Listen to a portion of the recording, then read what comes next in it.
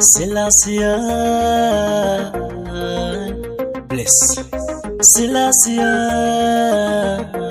Zvinhu zvaifamba zvinyoronyoro seskuta, rurumuri yake hana rwakanga rwopfuta. Vegodo veshanje zvino vakamujuta, zvanzi wako uye dzinenge dzinokuta. Hana kufunda irombe uye chituta, ane meso zverudo zvanotoruta. Wake moyo nepfunga vakabva vapfuta, inipa yamazodo ndisati ndaguta. Kuti ndisaure ufunge zvinorema, musodzi matama inikandotoda kuchema. Ndakanga ndamuwana akanaka, ndikati werudo naye ndavaka. Ndasaziva kavekodo vane daka, wake moyo nemabwe vakataka. Ndakanga ndamuwana akanaka, ndikati werudo naye ndavaka. Ndasaziva kavekodo vane daka, wake moyo nemabwe vakataka. Sikana rifaini anga ndidaini, ndikati pane vamwe chokwa ndazobuda ukashaini.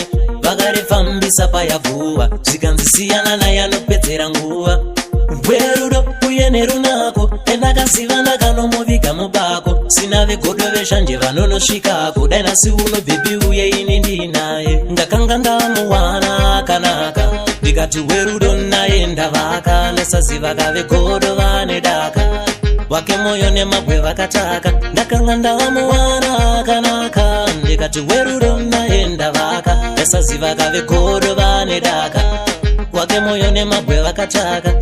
Zvinhu zvaifamba zvinyoronyoro seskuta, rurumuri yake hana rwakanga rwopfuta. Vegodo veshanje zvino vakamujuta, zvanzi wako uye dzinenge dzinokuta. Hana kufunda irombe uye chituta, ane meso zverudo zvanotoruta. Wake moyo nepfunga vakabva vapfuta, inipa yamazodo ndisati ndaguta. Kuti ndisaure ufunge zvinorema, musodzi matama inikandotoda kuchema. Ndakanga ndamuwana akanaka, ndikati werudo naye ndavaka. Ndasaziva kavegodo vane daka, wake moyo nemabwe vakataka. Ndakanga ndamuwana akanaka, ndikati werudo naye ndavaka. Ndasaziva kavegodo vane daka, wake moyo nemabwe vakataka. Sikana rifaini anga ndidaini, ndikati pane vamwe chokwa ndazobuda ukashaini.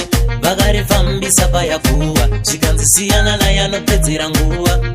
Werudo uye nerunako, endakaziva ndakanomuviga mubako. Sina vegodo veshanje vanonosvikako, dai nasi uno bhebi uye ini ndinaye. Ndakanga ndamuwana akanaka, ndikati werudo naye ndavaka. Ndasaziva kavegodo vane daka, wake moyo nemabwe vakataka. Ndakanga ndamuwana akanaka, ndikati werudo naye ndavaka. Ndasaziva kavegodo vane daka, wake moyo nemabwe vakataka.